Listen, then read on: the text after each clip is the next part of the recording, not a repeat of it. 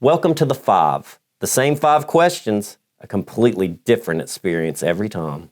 I met today's guest online. He is an amazing artist and a really, really cool person. So, how about you introduce yourself and tell us a little bit about yourself? Okay, sure. So my name is Greg.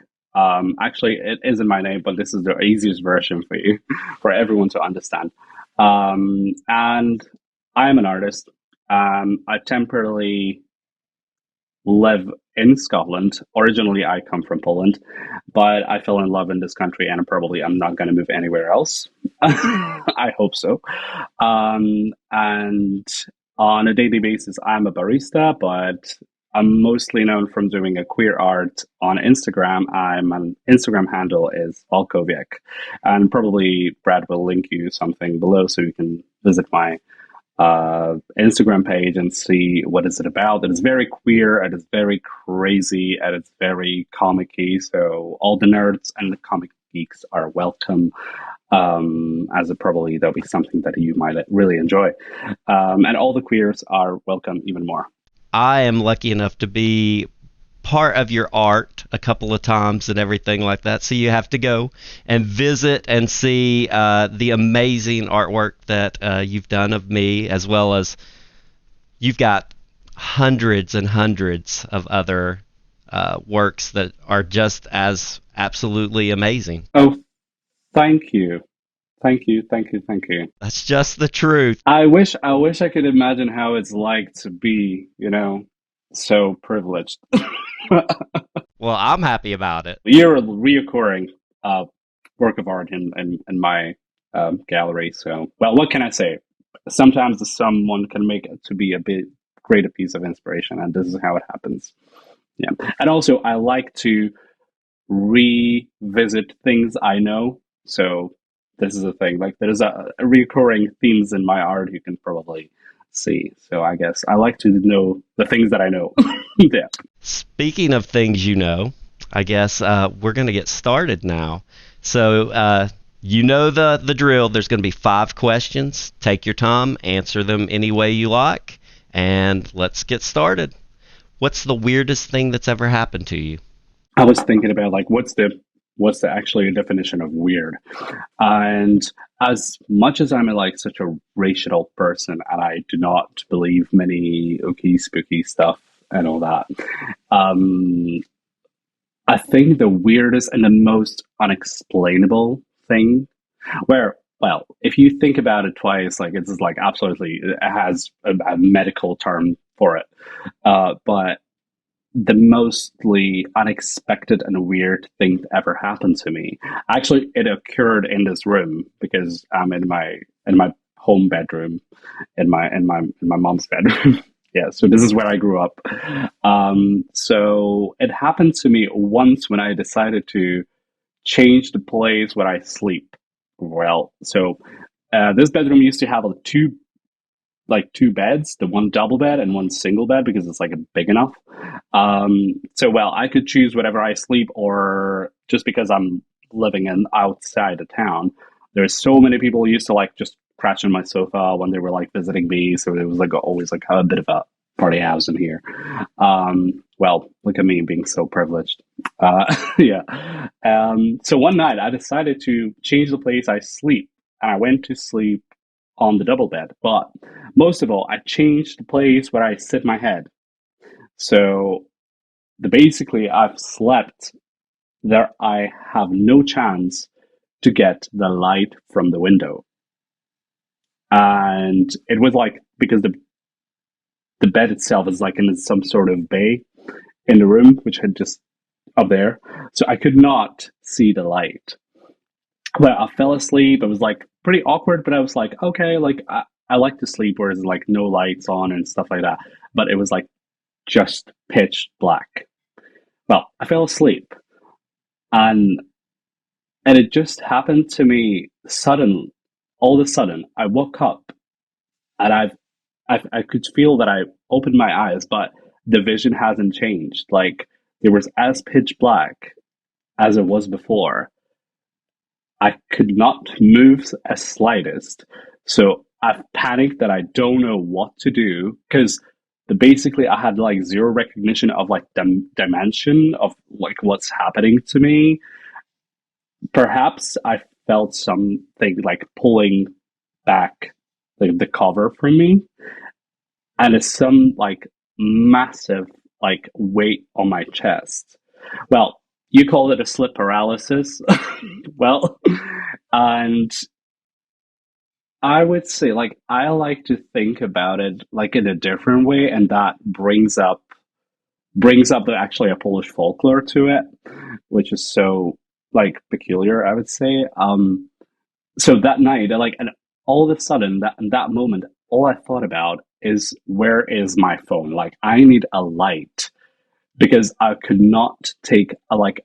I had a like very shallow breath. I could not take a, like absolutely like a deep breath, and anything happened to me. I could not really move, but somehow I managed to grab my hand under the pillow where the phone was, and once it flashed, I suddenly could breathe, and I sat on my bed because I recognized where I am and everything. So there is at least a little source of light whenever I sleep, even if it's just like a moonlight or some street lights or like little, I don't know, like a charger light that has be like kind of like a little guidance of like what happens around me and like where I'm happen to be.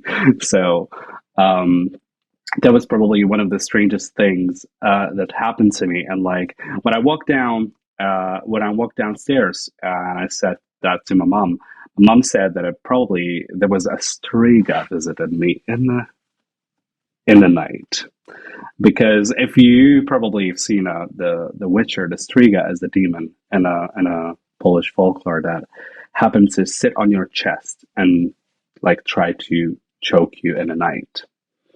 I don't know how and why does it happen. And probably there's a certain things that you've done that the Striga visited you for or something. But um, also, I think I've also heard that like when you switch over the place you sleep, like from like where your head used to be, you put your legs there. That's probably like what triggers like paralysis and all that. But like, I've just heard that probably recently. So that was like the most unexplainable thing is because like I don't used to, as much as I wish, explain all of the like experience all of this paranormal stuff. It never really happens to me. So probably that was like the most mysterious thing that I like. And also it was strange because I definitely feel like a presence back there, but I don't know. It could be just like I was just probably panicking because like I guess the vision hasn't changed for me. While I opened my eyes, it was pitch black, whether I had my eyes closed or not. So probably that was it. I guess that was the weirdest thing. I like to go spelunking in caves and everything like that. And sometimes you'll get down to a certain point. All of a sudden, it's like you can turn your light off and have complete darkness. And there is like this weird weight to complete darkness. So it's almost like it feels like all of a sudden it feels like it envelops and just kind of is on you, like you can feel it or something like that. And so that's kind of maybe part of it too. Like, you were in like a completely dark area and it's all of a sudden you just feel like you're enveloped in it. Absolutely. This is how it felt like to be basically like covered in darkness. Like, yeah. So I would not really wanted to experience that again. So moving on, what's the scariest thing that's ever happened to you? Scariest thing. I was thinking about it, and probably the scariest thing ever happened to me was there are two, and I can't really decide. But I think the most like it's pretty weird because I was thinking about like digging pretty much deeper back into the like scary experiences and all that. But I think the one that happened to me that was the most like scary was pretty recent. It happened 8 years ago, I guess, and it was my first visit back from Scotland. Um, when I think I just arrived for like maybe 10 days or less. I just popped in. The reason why I popped in back to Poland was my sister's wedding. And I was pretty much like happy for her and all that, and it was like pretty much ready and like had to have the great fun, and everything seemed perfect, and I was just ready to celebrate. I invited my friend for my plus one, and obviously in Poland you cannot really bring the guy as your plus one. So well, and it was like yeah, so we were ready to have fun, and it was great, and everybody looked stunning, and that really didn't really happen like for quite a time, but just after a couple hours when we were like had like our third or fourth toast and all that, I suddenly happened to see my mom passing away in the middle of the wedding. And that was something that I looked at, and I've seen the people just trying to help her out in a minute. And I absolutely zoned out in this minute, and I didn't know what's happening. And I was just thinking that, like, I don't know, like she just like slipped over and like fell over or something like that. And I just realized that this is what is happening. Like she's like basically unconscious. And it happened all of a sudden. Like basically I spoke to her like 5 minutes ago. And at that time, I did not know what was happening. I was completely zoned out. The next thing I remember, I was sitting on some stairs near the toilet, and I was absolutely panicking. I didn't know what to do. And all I could think of, it was like, I just wanted to be like out of the situation, like absolutely not being there. Like I didn't know like what was going on because there was too many factors at once, like piling up on top of me. And that was probably the scariest thing ever happened to me. But luckily, when we phoned the ambulance on the way to our venue was actually a very much of a um, the specialist ambulance that had everything on the board to help out my mom. Um, and then I phoned my friend to pick me up from the wedding. The wedding actually happened to be over after like 4 hours. Never happened to be like the wedding party never happened to be hosted again. So this is what they got from everyone. There was everybody home after a couple hours, and I remember being brought back to this room, and that was the scariest night in my life. I was talking like babbles. I didn't know what was happening. It was like, and it's so much of a panic that I'm gonna lose the person I love the most in my life at that time. Um, and perhaps it really like I've really like taught me a lesson about what's the most important and what's the most valuable thing for you, and if yeah, and it got me a really pretty much a lot of like thinking, and I would say I become very cautious after that, after like how I'm perceiving the role of the son in the family, and especially being the only person who lives so far away. So that's probably the scariest thing happened to me. Actually, it turns out like then it just turns out like pretty funny because like my mom, once she just woke up from the coma and all that, she started like a joke about that. She's just like, you know, um, as she ruined everything and whatever. Like, could we just like get a take two and stuff? So it actually turns out to be a funny situation because my mom never really like wants you to be worried for too long. So. Yeah, but that was probably the scariest thing ever happened to me. And it just happened pretty recently. Yeah. So I didn't really there wasn't anything spooky. That shit doesn't scare me at all. Yeah, that's the real things that scare me. The reality. Real life is much scarier than most supernatural things could ever be. So, and I'm glad your mom's okay. Yeah, she's fine. Yeah, she's fine. It's funny. You're like, it taught me a lesson about love and everything, and she's fine. And she's fine, yeah. She's fine. She's absolutely fine. I'm saying, like, it really actually, it taught her a lesson, actually, to take care about her health much more than she used to. So that was I think there was a valuable shock for all of us, I guess. Going on to the next one, what do you think is the most memorable moment of your life so far? I tend to like romanticize my life so much that like absolutely like a free Sunday afternoon, it could be like the best thing happens to me. Also, I am super lucky to live in a beautiful place that I didn't get bored of for like 8 years, and living in such a small town of like, I don't know, what's the population? I would say like a 16,000 people in like lucky touristy month.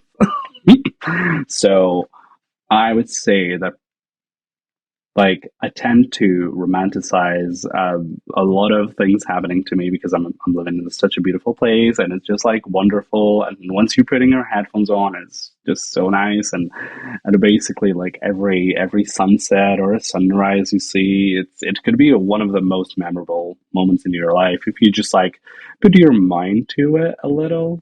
Um, and there are so many things that happened to me once I moved to Scotland that it just happens to be like a constant movie scenes.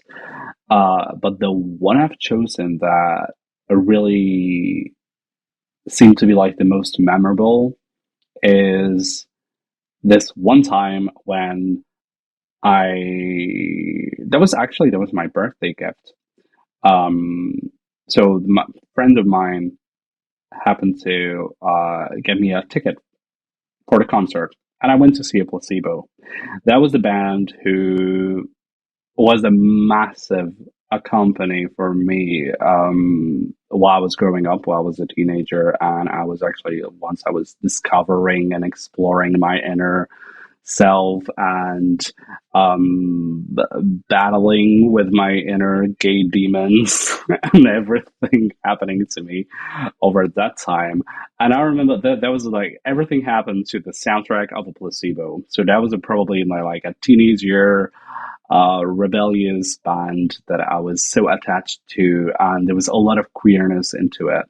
And once this happened to me, and then it like that, I have like those tickets, and we were going there all together, and I could experience that. It was like the 20-year anniversary concert, so I knew that like everything will be there, like all the best hits and everything that I was basically like praising for so long, and I'm having to see it, and it was just absolutely mind blowing moment. And I remember entering the venue in Glasgow, uh, and I was thinking that like I wish they could just start this concert from the pure morning and the end of it on the running up that hill.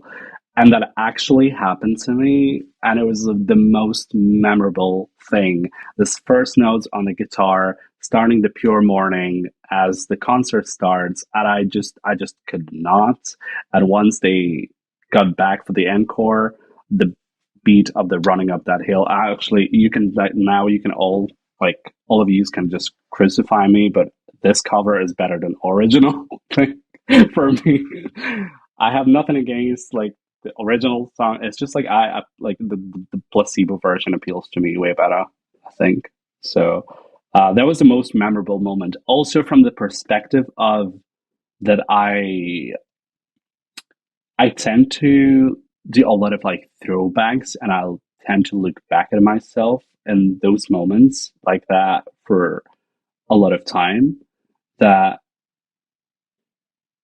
like I wasn't so long that I could have not imagined to attend a concert like that. Like even probably that back then they weren't really touring in Poland for quite a long time or something, and it wasn't as much as accessible for me for a long time to be in a like even like that.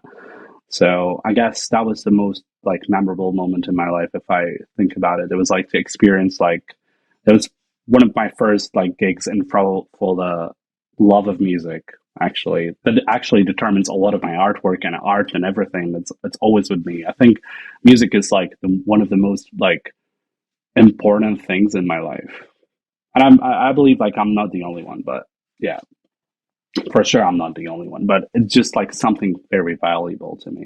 I can see how much music plays into your artwork and everything. You almost have like a soundtrack for your art, like you build in your head. Like I'll say like everything that you put out there, it's like a complete product. Like you'll have your art, you'll have the perfect soundtrack to go with it on Instagram and everything, and it's just this perfect package for everybody to view. And this one song is on for this 3 hours of this drawing, and like, and then I cannot listen to it for another 3 months. Like, yeah, this is how it happens. And I know it's not your most memorable moment now because I got to listen to your most memorable moment, but I will bring up that you have a moment that actually set a bucket list item into my life that we talked about. And this is, I think, when you went to Amsterdam and there was some swings on top of a. Those were, oh my God, you just remind me that was so cool. That was insane. Why don't you tell everybody about that? Because it literally set up a new bucket list item for me to do. So this one time, right before a pandemic, by the way, 2019, that was one of the greatest years in my life.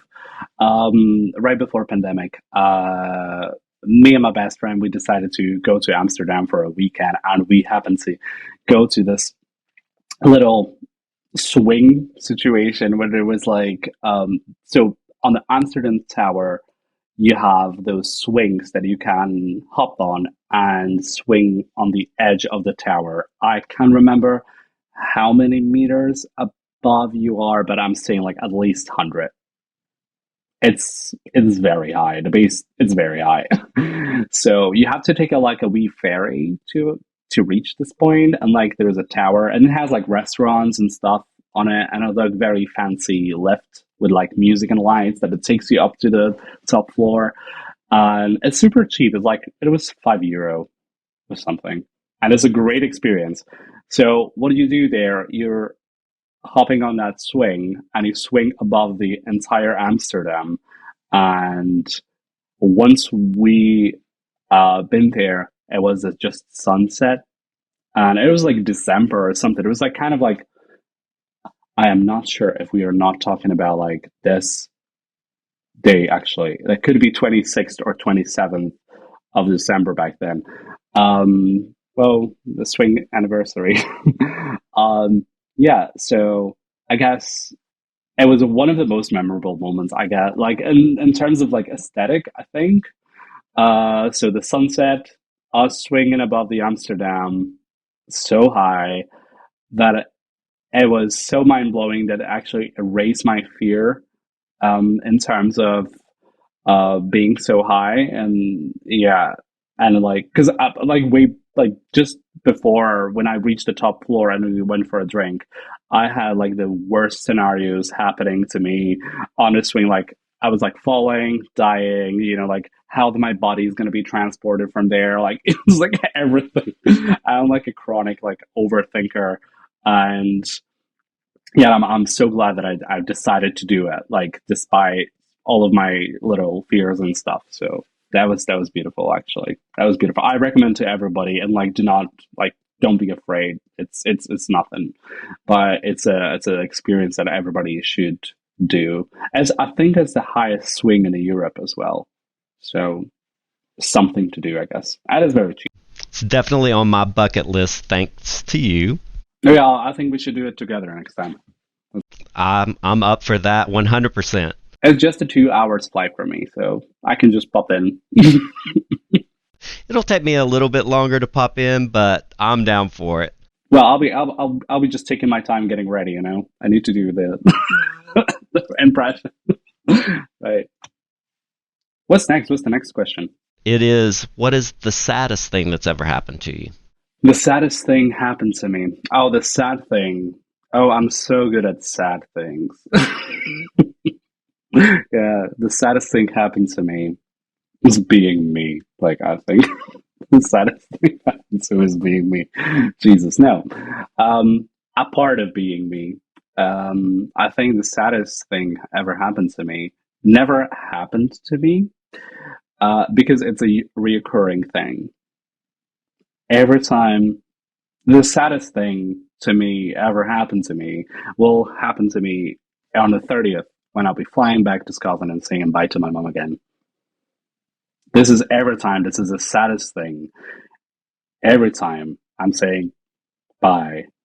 And I know that I have not purchased my tickets yet to fly back home and see her again. Because every time I'm thinking that this last goodbye might be the last goodbye. So that's the thing that actually appeals to like being the saddest every time. Then I'm like taking my day or two and like hopping back into like a Scottish way to live and what I do and just being kind of like drawn back to my life. But this kind of first 48 hours is like an emptiness for me. It's strange. But then, yeah, just right after it, I'm feeling like I'm back home at the same time. Like it's a very like I'm very conflicted, and because there are the pieces in here that I wish I could just like transfer there, and there are pieces from there that I wish I could transfer here. So kind of like the way I live in between, which, well, maybe not in between, but I'm still very attached to Poland as much as I wish I wasn't. Yeah, so this is pretty much it. You can't choose where you came from, and I think even in the like really worst situations, like which yours wasn't like the worst situation, but it is very different from where you are now, as far as like, especially for who you are as a person and your dreams and everything, you're in the right place for you. I think for sure in Scotland, I'm not afraid to be a dreamer, and I am a massive dreamer. Like, yeah, I'm a massive dreamer. I'm not afraid to be a dreamer in Scotland. Where in Poland, there is so much of like the atmosphere that like gets me into the bad places. So yeah, but like, well, we're not making this we are not making this conversation about bad mouthing in Poland, right? So it's just my experience. It's just my experience. Oh no, it's not bad mouthing Poland at all. It's just that it's a different culture, and it is like it seems very practical to me. You know, from what I see from the outside, everything it's like I think it would be a hard place for a dreamer to grow up. I guess so. Yeah, this is why I decided to move. And that kind of leads into like our final question, which is based on your life experience, what is the best advice you can give the people out there listening? To never take anything for granted. Like, do not plan, do not assume, do not predict, because the life will always find a way, and there will be so many twists and turns that you're not even expected. And I wish like everyone who's in a situation they feel trapped in, that they will always remember that there is always a way. Because I felt trapped in many situations, and I still feel trapped in certain situations that I want to try and escape from. And I'm always trying to remind myself there is always a way. There's nothing that lasts forever. Like, nothing lasts forever. Like, there is always a change. Change occurs in our life constantly, whether you like it or not, and everything is about to change. And it might happen turns out way better than you think. That is never worse. that could be, as much as it could turns out worse, it can turns out way better than you think. So never take anything for granted, and like let yourself thinking that you're stuck in the one position for your entire life. One thing I say is you never know if something's going to be good or bad for you until you're farther down on the timeline. Because sometimes you can think the best thing that ever happened to you, and it turns out to be the worst thing that ever happened to you. And sometimes you can go through some really hard times, and the worst things that happen to you lead you to the best places. So you never know, and you just kind of have to roll with the punches. It's like you said, you can't really plan for that. You just have to live it and see where you turn out. And then if you turn out in a worse place, that's not the end either. There's always the next place and everything. And then if you end out in a really good place, you're very lucky in that. Yeah, there's always, like playing next place, another club, another club. Yeah, this is what its life's about. Like, you're never stuck in one place, and I want everyone to remember that everything is fluid, everything changes, and you're never stuck in one place, and there's always a hope for a better. 100% agree with that. That's actually one of my kind of like mantras is just never take things for granted, and you got to live every day like it really is like your last day, kind of. Like, it's roll with the punches and keep going. You never know where you're going to end up, but you try to steer yourself in the right direction, or what you think is the right direction. Yeah, like, people need to trust their intuition for the most of the time, because I think we tend to trust other people's opinion more than our own intuition, which it's not beneficial for most of the time. Because, like, opinions are like, as everybody has one, so yeah. Not many people has a good intuition. Trust your intuition, and sometimes that voice in your head isn't your true voice. It can lead you astray too. So you have to just go out there and do what you feel is best. Trust your gut sometimes rather than your head. 100%. That's my 5 questions. That is your 5 questions. You've done very well. Yeah, I think it went pretty smooth. It went very smooth. I enjoyed it. I think everybody out there is going to enjoy it. I hope so. This is just the beginning for you. I see such big things in your future. Someone as talented as you has nowhere to go but up. Oh, that's very cute. That's very cute to say. I say, well, I wish. What can I say? I wish the same for me. Do you know what? I feel like this is the thing. I tend to have this pressure that, like, I always. This is just like my stupid artistic ego, like trying to like beat myself every time. And there's people who say it's like, oh, the only way for you is up, and like, how do I gotta manage that? Like, because it's kind of all in my hands, but at the same time it isn't. But yeah, I wish the same for me, to just only go up in terms of my art and everything that is going to happen to it.